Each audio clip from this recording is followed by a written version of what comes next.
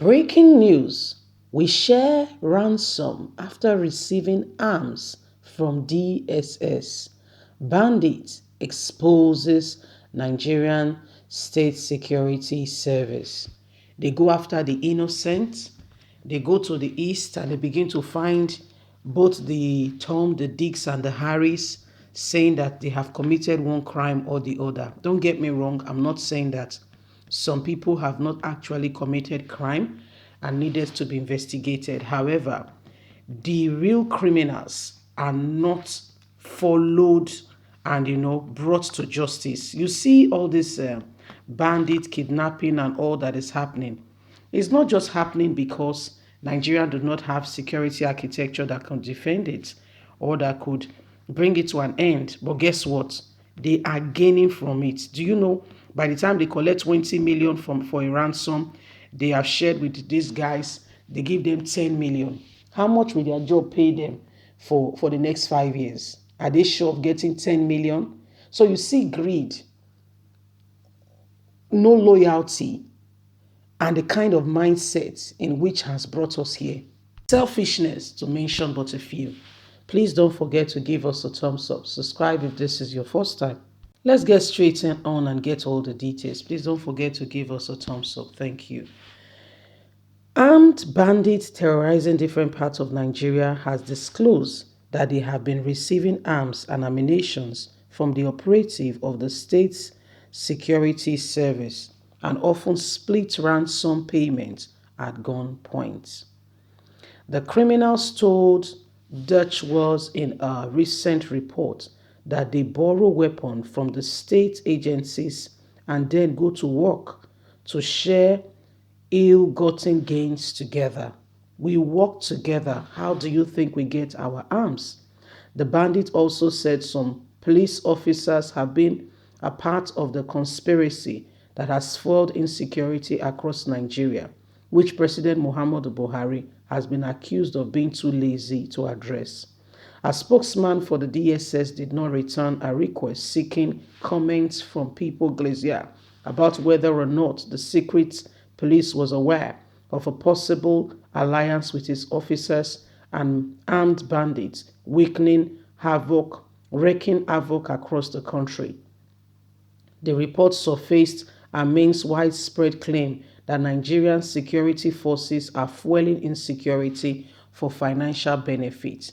In 2018, Theophilus Danjuma, a former chief of armed staff, said the Nigerian military and other state agencies are actually supplying weapons to violent criminals waging a war against the minority rural settlers in Nigeria, northern Nigeria area.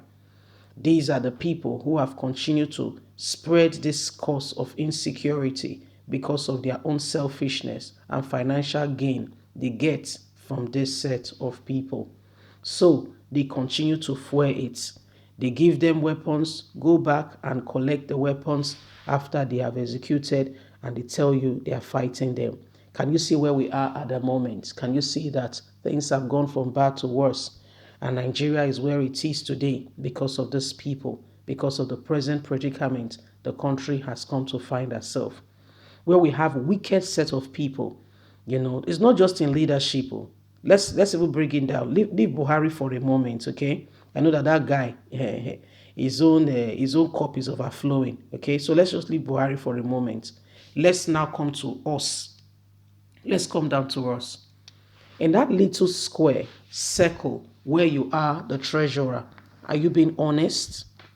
In that little unit where you have opportunity among everybody, you are the most prominent one. What I mean is that at least you can eat your 3 square meal and you can still give without being affected. Do you assist anybody?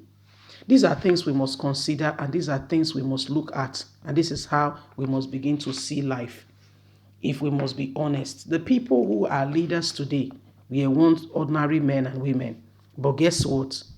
They had it all along in them. They have been greedy. It's not because they become leaders. They have been greedy all along. So when they saw it, it was like the spirit of greed became really obvious. Like a man that was poor before, and was saying yes sir, yes sir. You don't know the true nature, the true person of that, the true personality, until before you know it, a few millions begins to flow past this man. You will see him saying, have you not noticed that you have to say hello? Things are not the way they used to be. Oh. You know, humility pays. Oh, yes, it does. I'm not talking about stupidity. I'm talking about humility with a balance, with a proper, thorough balance. Do you know it pays? That despite the height you have attained, you are still who you are. And you don't begin to shift your compromise. You don't begin to shift the block and begin to say, where do I draw the line? This is where it ends. Oh, we'll go further. It pays. Honestly, it does. But what are we doing to ourselves?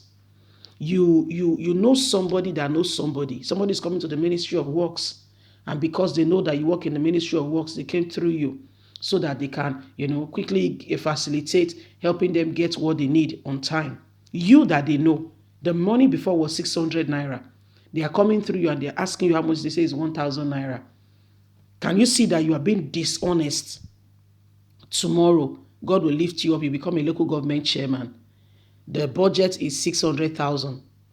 Yes, it's in your hand. And then you use substantial material. And then you do the thing. And the thing you're doing from, that was supposed to cost 400,000, you spend 180,000 and you keep the remaining 220 to yourself. And you say things are all right. Can you see that the greed was not today? It has always been there. So, let's check ourselves. In your little circle, how are you affecting your circle? Let's leave the bigger picture. You see the DSS and all that. Some of them, it's from there they get a IGP of police. It's from there they get a police commissioner and sent to other states. But yet, look at their secret lives. They are the one fueling insecurity. And you say this one gets to the top, he becomes a senator. He will not continue in this trend. This is the way they are. And that's why you and I need to speak and decide for ourselves and say, no, enough is enough. I'm not going to be like them. I am different. I am different. You see, by the time we start putting that in perspective, that we need to affect lives around us positively. Remember that the day a man dies, all the money in the world cannot save him. As a matter of fact, he cannot take a pain with him. Oh, yes. It is the food you have in your tummy. That's what you will go with, that will begin to rotten. It's what you have then and then, nothing else. So guys, leave us a comment. God bless you. Have a good day. Bye for now.